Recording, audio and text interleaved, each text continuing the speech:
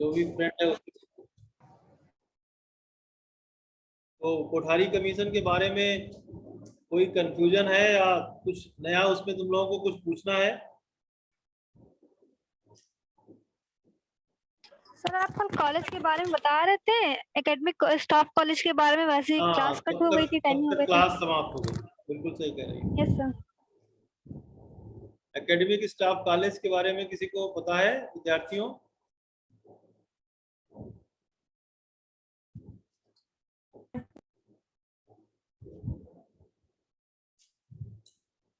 Academic का मतलब क्या होता है हिंदी में?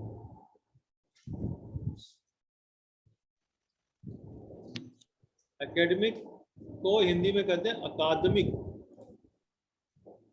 अकादमिक, एकेडमिक मतलब अकादमिक। स्टाफ मतलब स्टाफ, यहाँ पर टीचर्स से है स्टाफ का मतलब। स्टाफ मतलब जो कर्मचारी गण हैं उनको स्टाफ कहेंगे। तो स्टाफ यहाँ चूंकि एकेडमिक है तो एकेडमिक मतलब शिक्षा से संबंधित स्टाफ, इसका मतलब शिक्षक। कॉलेज मतलब कोई महाविद्यालय या कोई ऐसी जगह जहां पर हायर लेवल की टीचिंग की जाती हो, उच्च स्तर की शिक्षा दी जाती हो। तो एकेडमिक स्टाफ कॉलेज जो कॉन्सेप्ट है उसकी हिंदी में यह मतलब है कि जो शिक्षा से संबंधित शिक्षक गण हैं उनको पढ़ने की कोई जगह, मतलब किसको पढ़ने की जगह? जो शिक्षा से जुड़े हुए शिक्षक गण हैं जहां पर वो पढ़ते हैं वो जगह कौन क्या कहलाती है? अकादमिक स्टाफ कॉलेज। सर अपने कॉलेज में है? अब नसरा, जो यस सर। जो टीचर्स हैं तुम्हारे, जितने भी टीचर्स यहाँ हैं अपने कॉलेज में, ये यस टीचर सर। तो पढ़ाते हैं। ये टीचर पढ़ाते हैं अपने इस कॉलेज के बच्चों को, अपने इस कॉलेज के यस सर। विद्यार्थियों को। ये सब टीचर हम लोग सब लोग पढ़ाते हैं। यहाँ पर हम नहीं पढ़ते।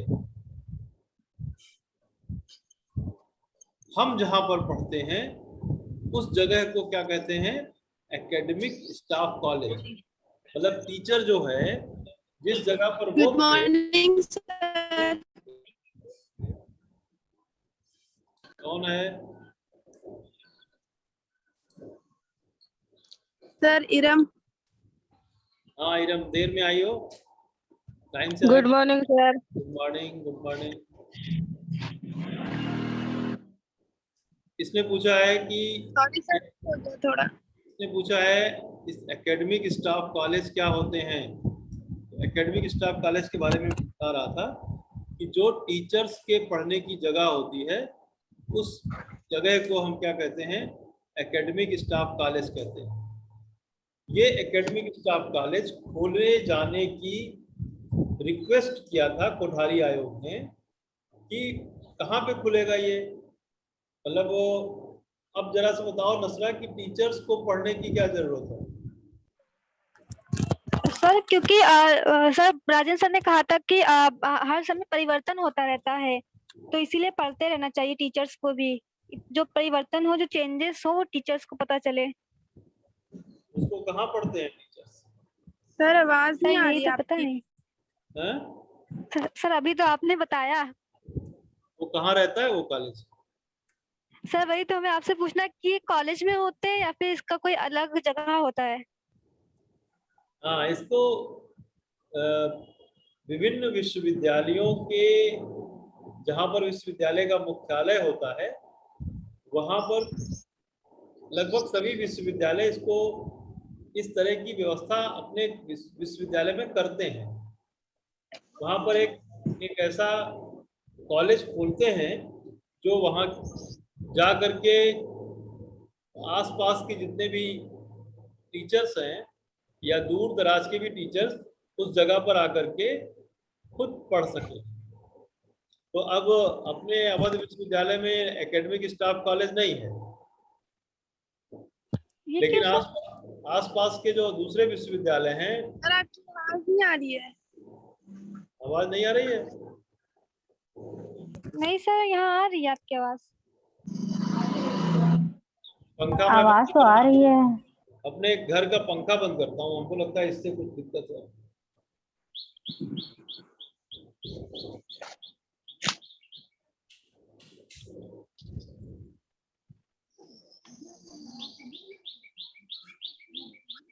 इसका स्पीकर खुला है भाई।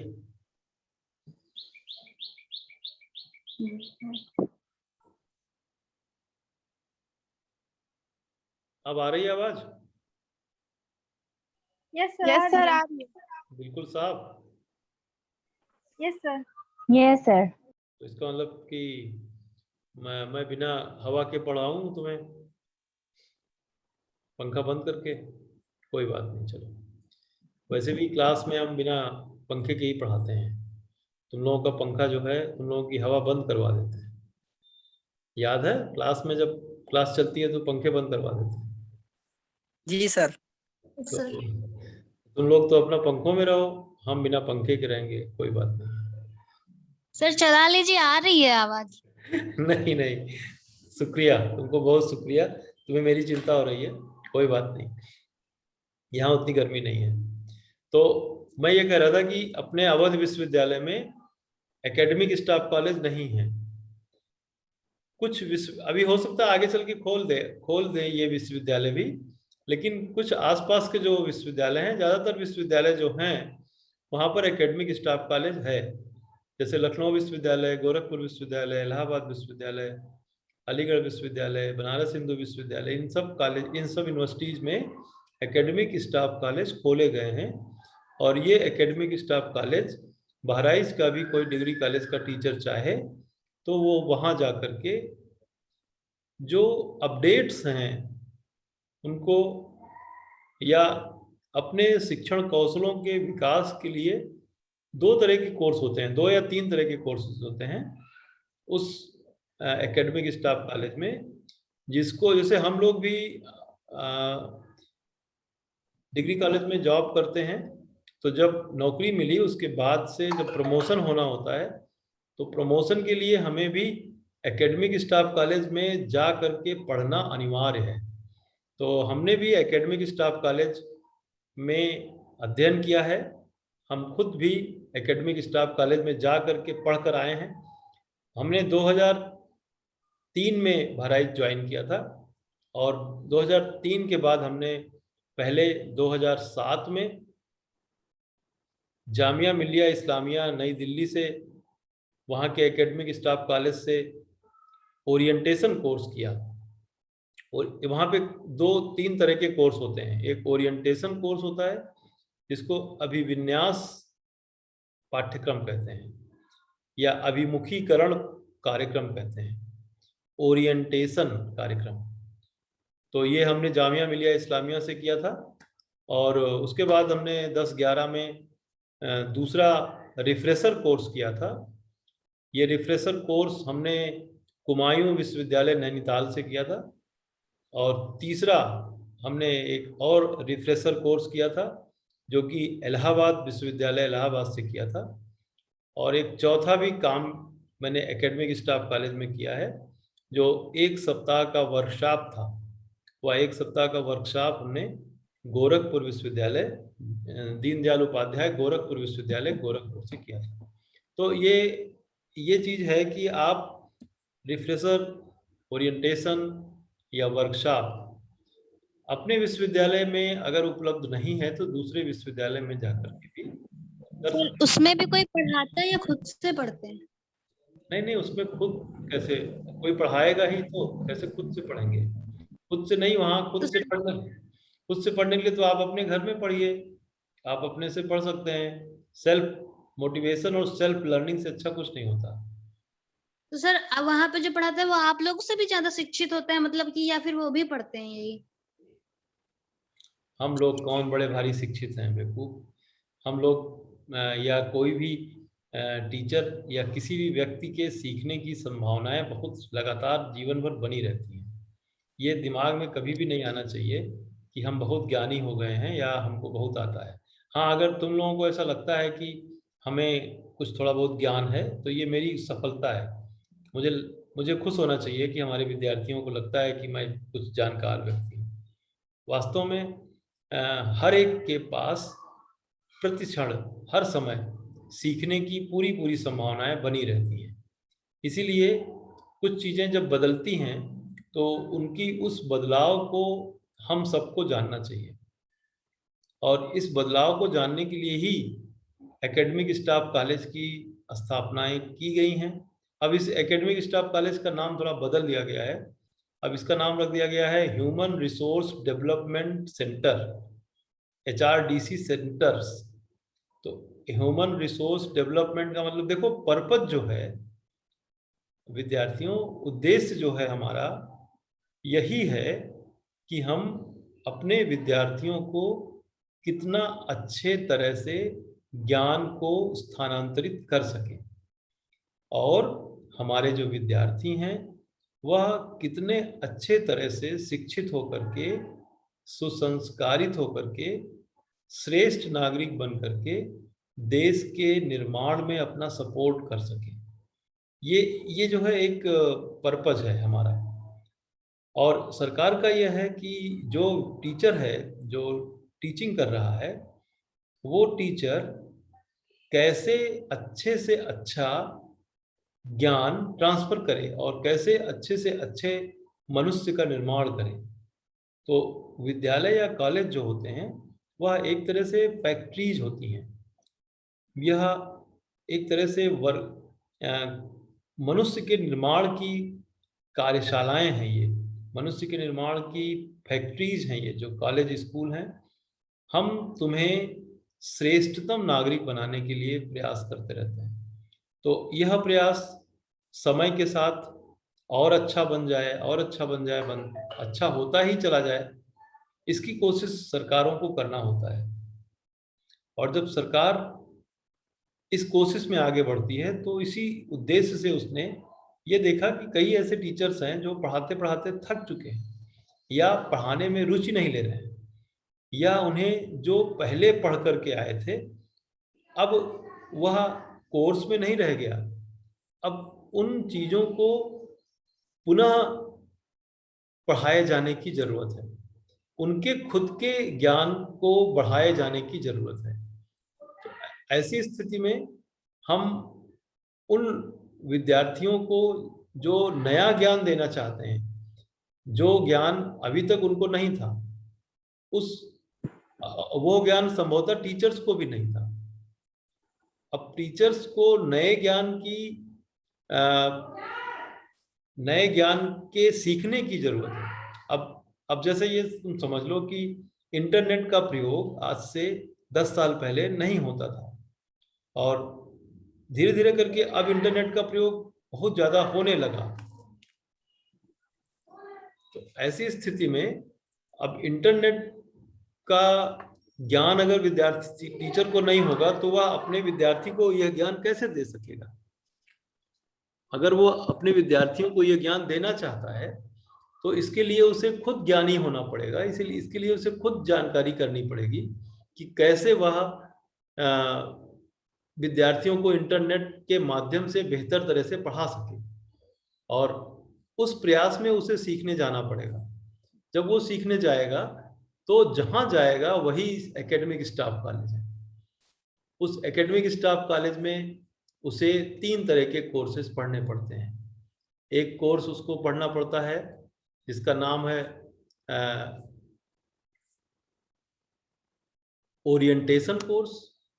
ओरिएंटेशन कोर्स का मतलब होता है कि जो कुछ भी वह अपने विद्यार्थियों को पढ़ा रहा है, उस तरह के पढ़ाने के समय में वो थोड़ा सा डिरेल्ड हो गया है। थोड़ा सा डिरेल्ड हो जाने के कारण जो है उसको फिर से सेंटर में आना पड़ेगा, फिर से उसको पढ़ाने के लिए प्रयास करना पड़ेगा, और फिर से पढ़ाने के प्रयास के लिए उसका जो कंसंट्रेशन भंग हुआ है, उस कंसंट्रेशन को हमें पुनः स्थापित करना पड़ेगा। उस कंसंट्रेशन को पुनः स्थापित करने के लिए हम अभिविन्यास कार्यक्रम में जाते हैं, उसको ओरिएंटेशन प्रोग्राम कहते हैं। ओरिएंटेशन तुम लोगों को आइडिया होगा, ओरिएंटेशन का मतलब होता है कि सेंटर में रहना। सेंटर में रहना मतलब केंद्र में रहना।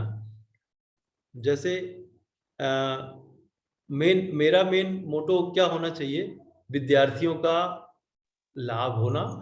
मेरा मेन मोटो होना चाहिए कि हम किस तरह से अपने विद्यार्थियों का मैक्सिमम लाभ करा सकेंगे। और इसमें कई बार ये होता है ना, जैसे टीचर्स का ध्यान कहीं और चला जाता है, टीचर्स का ध्यान कहीं और चला जाता है। वह तुम लोगों को कुछ आइडिया है कि कहाँ कहाँ जा सकता है टीचर का ध्यान?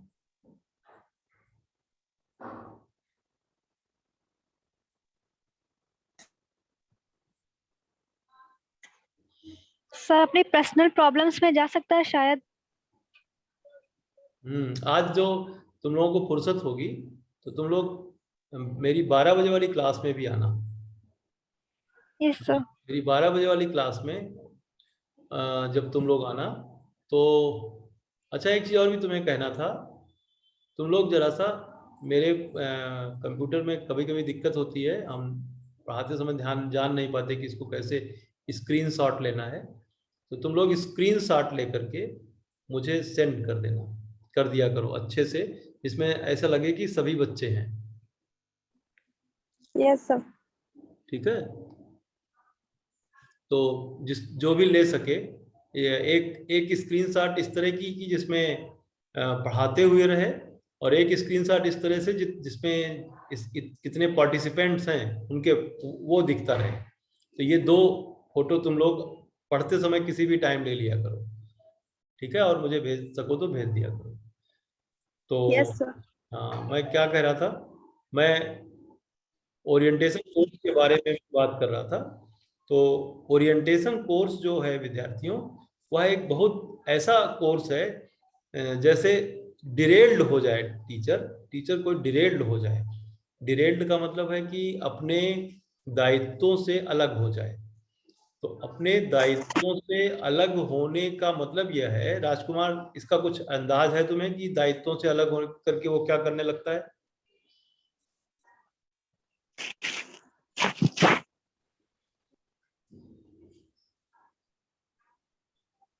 सर आपकी आवाज आज बहुत फंस फंस कर आ रही है मेरे फोन में। ओ, बिल्कुल नहीं आ रही है कि कुछ कुछ आ रही है? बस सर हल्का हल्का सुनाई दे रहा है। चलो तो फिर बाद में तुम वीडियो सुनना और फिर हम लोग बात करेंगे। और जिनको मेरी आवाज आ रही है, जैसे बुशरा आज नई नई आई हैं, आज हमें लगता है ये कहीं से प्रकट हुई हैं, तो क्या तुम सुन पा रही हो मुझे बुशरा?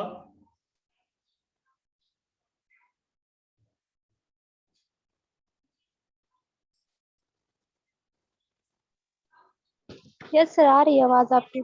आ रही है, चलो ठीक है। तो तुम यस। जो मैं कह रहा था कि टीचर्स डिरेल्ड हो जाता है और कुछ दूसरे कार्यों में लग जाता है, तो ये इसको कहने का मेरा क्या मतलब है, किस तरह के कार्यों में लग जाता है टीचर, तब उसे ओरिएंटेशन कोर्स की जरूरत होती है।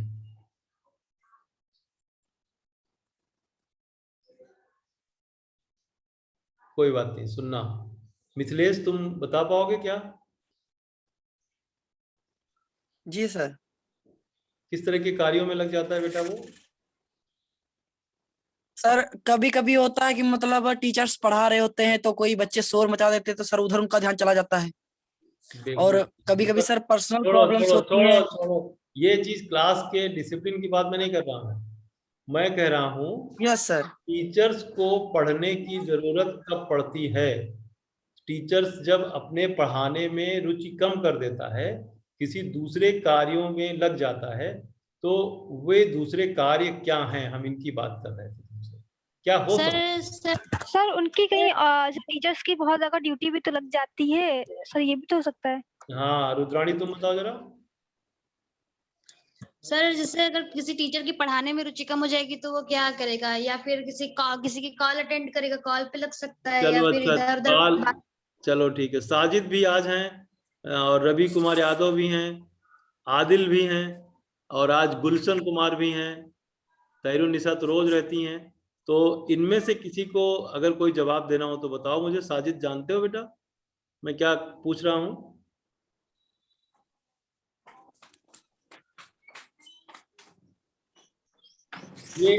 ये रुद्राणी जो है ना, रुद्राणी जो है ना नसरा और बाकी विद्यार्थी, इसका जो जवाब है और तुम सबका जो जवाब आता है वह तुम्हारा अपने नजरिए से जवाब आता है ना। कई बार जो है हम इसी के बहाने से तुम लोगों के रुचियों को जान जाते हैं, हमें पता चल जाता है कि तुम्हारी आजकल की क्या रुचियां चल रही हैं।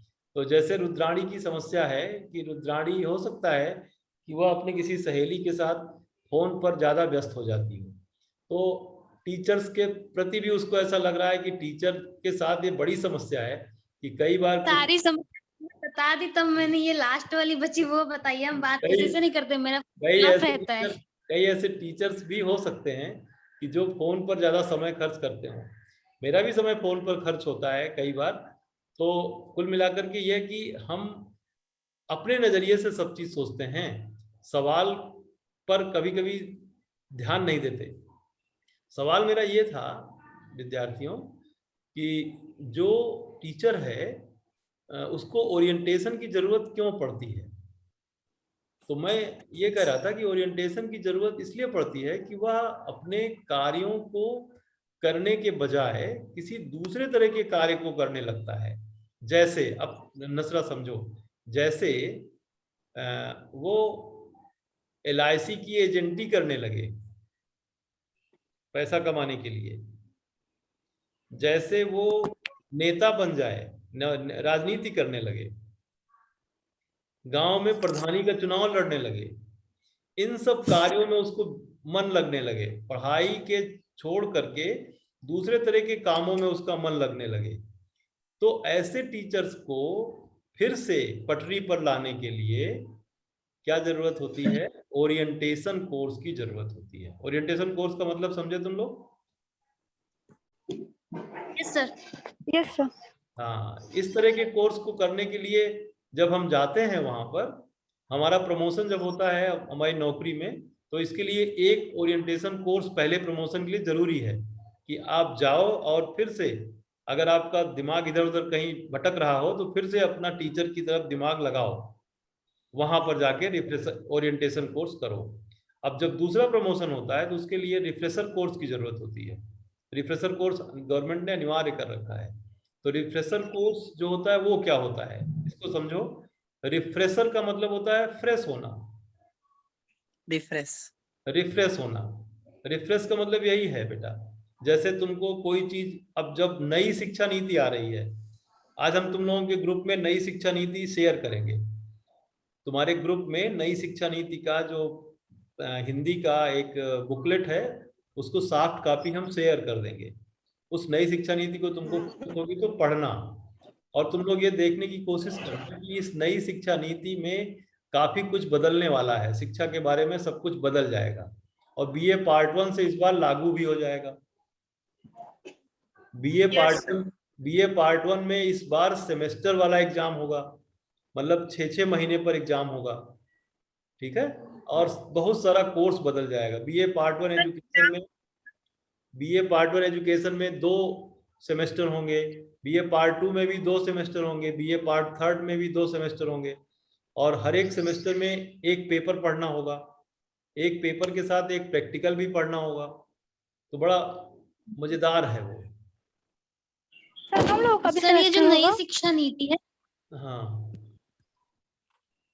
सर, हाँ, ये जो नई शिक्षा नीति है ये उसी का नवीनीकरण है, मतलब जो वर्धा शिक्षा योजना थी उसी का तो नवीनीकरण है। नहीं उसका नहीं है। वर्धा शिक्षा योजना से कुछ चीजें लिया है उन्होंने, लेकिन नवीनीकरण नहीं है। वह हमारे अभी जो सरकार ने 2020 में पूरी नीति शिक्षा की घोषित की है वह नीति है, नई शिक्षा नीति। वह राष्ट्रीय शिक्षा नीति जिसको कहते हैं, नेशनल एजुकेशन पॉलिसी 2020 जिसको बोलते हैं, और वह इस साल से 2021 से पूरे देश में ग्रेजुएशन लेवल पर लागू होने जा रही है। और उसका पूरा पाठ्यक्रम हम तुम्हें भेजेंगे, पाठ्यक्रम तो अलग से भेजेंगे, और पहले हम तुम्हें पूरी नीति भेजने वाले हैं आज, सॉफ्ट कॉपी उसकी, और उसकी सॉफ्ट कॉपी तुम लोगों को अगर मौका मिले तो उसकी फोटो स्टेट भी करा के रखना अपने पास, और उसको पूरा पढ़ने की कोशिश करना कि कितना परिवर्तन होने जा रहा है। तो मिथिलेश, जो परिवर्तन है, इस परिवर्तन को सबसे पहले जानना होता है टीचर्स को।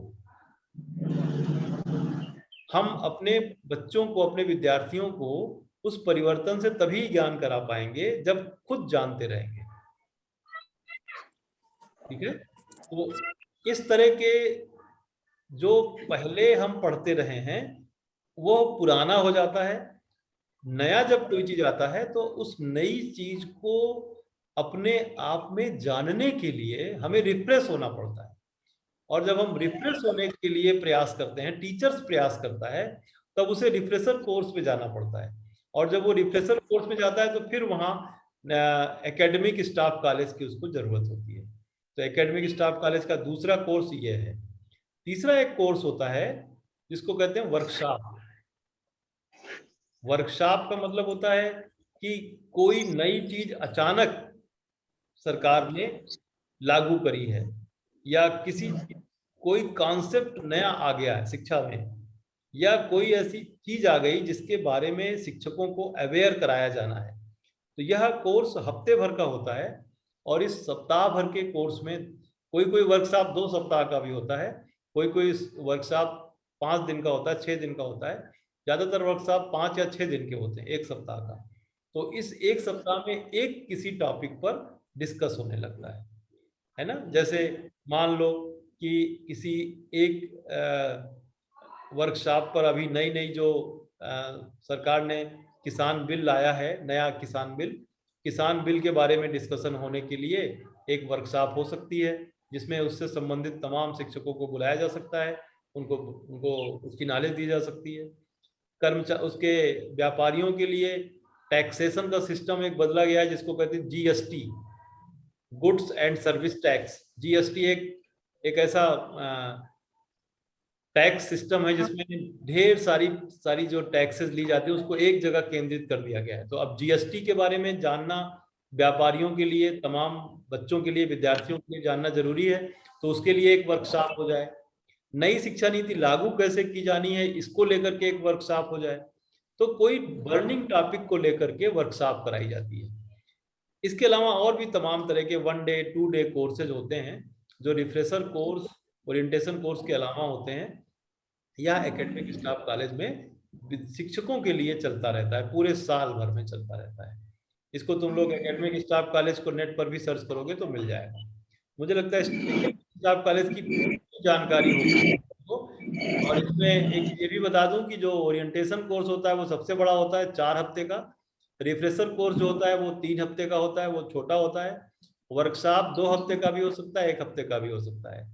इसके अलावा 1 डे 3 डे 5 डे प्रोग्राम भी होते हैं अलग अलग स्पेसिफिक विषयों पर। तो सब लोगों को ये क्लियर हो गया एकेडमिक स्टाफ कॉलेज की फंक्शनिंग है, यस सर। कॉलेज में क्या होता है, कैसे होता है, ये सब जानकारी मिल गई थी। और हाँ, अब इसके साथ साथ चूंकि समय अब ज्यादा नहीं है, मुझे लगता है 4-5 मिनट और बचे हुए हैं, तो इसके पहले हम सब लोग जो हैं ये जान लें कि आपको कोठारी आयोग पर कम से कम 20 प्रश्न बनाने हैं, 20 या 20 से अधिक प्रश्न बनाने हैं। कोठारी आयोग पर ऑब्जेक्टिव टाइप के 20 प्रश्न बनाकर मुझे उसका PDF व्हाट्सएप करना है, ठीक है, सब लोगों को। और इसकी जो कठिनाइयां हैं उसको नेक्स्ट क्लास में भी पूछना है, क्योंकि अब हमारी क्लास अगले मंडे को होगी, बीच में संडे भी मिलेगा, तो इसमें आप पढ़ लीजिएगा उसको अच्छी तरह से। और आज और दूसरी कोई समस्या अभी ले सकते हो, अभी टाइम बहुत है, लेकिन हमने होमवर्क पहले इसलिए दे दिया क्योंकि बीच में कभी कभी डिस्कनेक्ट हो जाते हैं तो ये होमवर्क रह जाता है। तो आप सब लोग ज्यादा संख्या में आज हो और ये अच्छी बात है। इस तरह से आज हमारा ये भी रिक्वेस्ट है तुम लोगों से कि इस संख्या को दुगनी करो और लगातार इसकी संख्या बढ़ाते रहो। और अगर तुम लोगों की संख्या बढ़ती रहेगी और गवर्नमेंट ने ये कह दिया कि अब ऑनलाइन शिक्षा की जरूरत नहीं है, ऑनलाइन कोर्स क्लास की जरूरत नहीं है, फिर भी तुम लोगों के संख्या अधिक होने पर मेरी क्लास रेगुलर चलती रहेगी, लेकिन अगर संख्या नहीं रहेगी तो क्लास बंद हो जाएगी। और तुम लोगों की क्वेरी लगातार शांत करता रहूंगा। इस क्लास की अगर प्रमोट कर दिया गया तो इसके बाद अगली क्लास की भी, ठीक है। तो हमें लगता है कि छुट्टियों में भी हम लोग जुड़े रहें एक दूसरे से। अब कोठारी आयोग पर और किसी को कोई संदेह हो तो पूछे। सर हमें ये एक बोलो बोलो सर बोले। बोल दो ना। नसरा हाँ, पहले पूछो। बोलो, फिर रुद्राणी बोलेगी। जी सर।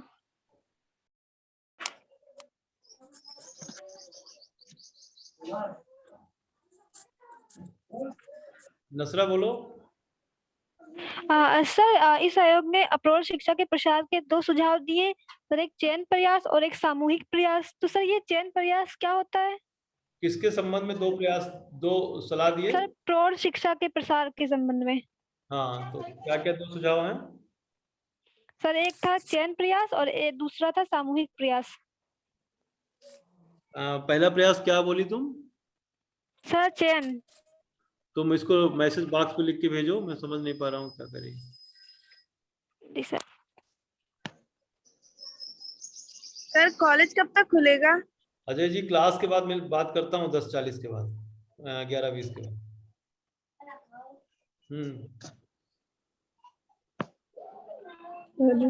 मैसेज कर दिया।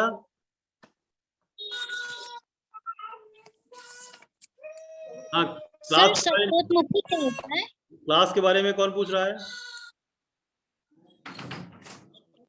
सर मैंने मैसेज कर दिया है। हाँ, आ गया।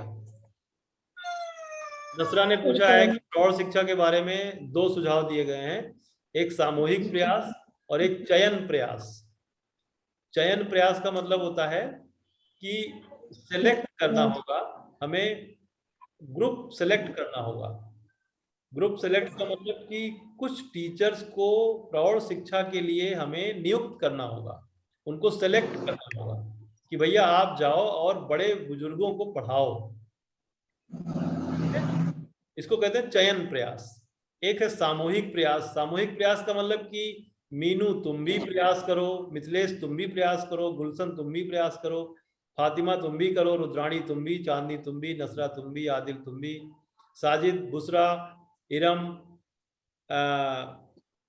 कुसनुमा और रवि, तहिरुन, सब लोग कोशिश करो कि हम एक एक लोगों को पढ़ा देंगे। एक टीचर एक व्यक्ति एक को पढ़ा देगा, एक पढ़ाए एक। इसको कहते हैं सामूहिक प्रयास। ठीक है, समझ गई? और पूछो। ये सर बस मेरा यही क्वेश्चन था। किसने पूछा कॉलेज कब खुलेगा?